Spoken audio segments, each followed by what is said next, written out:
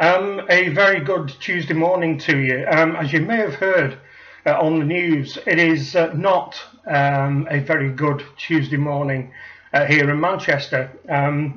As about 10:30 last night, following an Ariana Grande concert at the main concert venue here in Manchester, a lone bomber, a suicide bomber, set off an explosive device following the concert in the main area of the foyer of the venue, where souvenirs, t-shirts, that kind of thing were being sold following the concert. As it stands, there are 22 fatalities. And what time is it now? It is now 22:11 as I speak to you, and there are 59 injured people who are treated in and around Manchester at lots of our hospitals.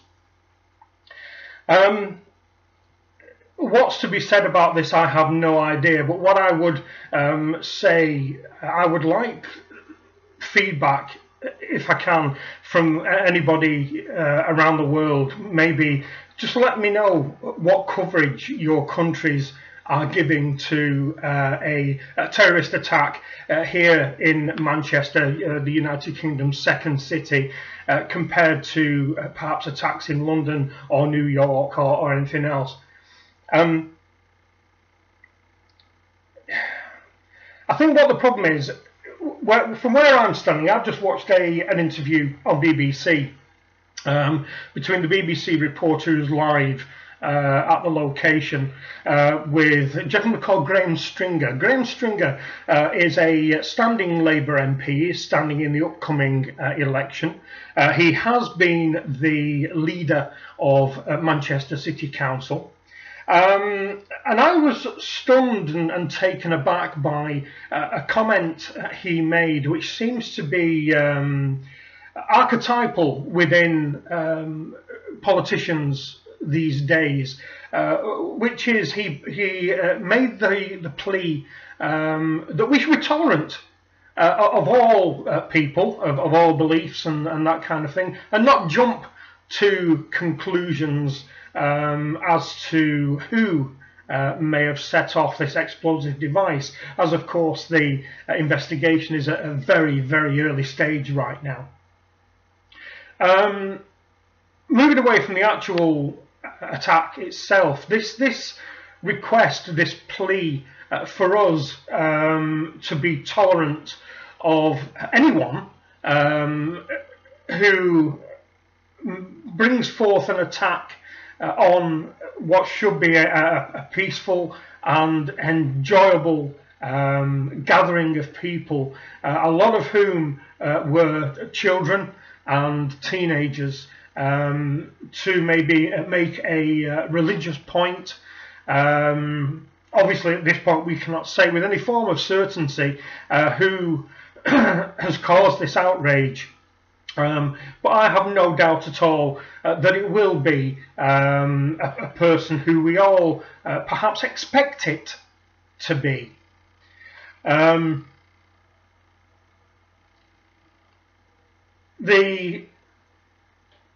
The feelings I have regarding this, very, very similar to the bombing in Manchester back in 1996. I was actually involved in that bombing, as much as to say I was actually in the city centre when the bomb went off, and I saw the chaos that ensued there. This attack last night just seems to be heartless and gutless and cowardly, because this person, whoever it was, had apparently utilised a belt, gained the expertise in how to construct an explosive device, and packed it with bolts and screws to ensure the maximum impact of once he had pressed the button or whatever he did to cause this explosion. He in effect turned himself into a mobile claymore mine. The outrage that I feel should be being shown isn't being shown. Now, the press would say that they, up until the investigation shows exactly what has happened here, they have to show a measured response. Now, the question is, when all the facts become illuminated as things move along, what will that response be? I don't know. I can only expect that it's going to be not perhaps what we hope it should be, and we, the innocent people of yet another global city, are expected just to take this kind of attack in our stride, which was carried out by somebody on the fringes of a particular belief or sect or community or a political orientated body, or whatever it is. We're just expected to take this on the chin and carry on like the plucky Brit that we are.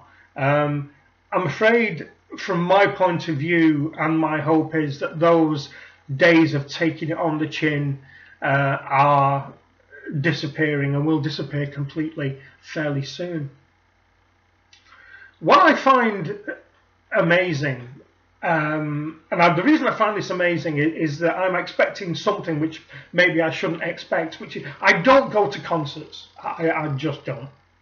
But I would have expected that large, expensive venues, when you're paying tens of pounds, stroke hundreds of pounds for a ticket perhaps, would have metal detectors and security personnel on all the entrance and exit doors.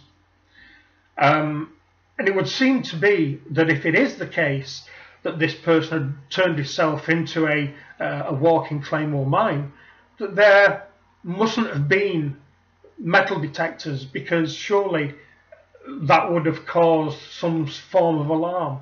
I find that stunning if it is the case that there are not metal detectors available at a venue the size of the Manchester Arena. Excuse me. I don't really know what more to say about this. I'm taken aback yet again by another attack on normal people going about their leisure activities. It is something that I believe is becoming out of hand now. Obviously, we can't say with any form of definitive answer who is responsible for this, but you can only judge off previous instances like this who may be responsible for this. And if that section of the population that we think it may be are responsible for this, how much longer do we have to accept that the group of people they supposedly fight on behalf of are peaceful? And I think that the government of the day here in Britain, and governments in any major country around the world where some such attack as this takes place, when are they actually going to start making positive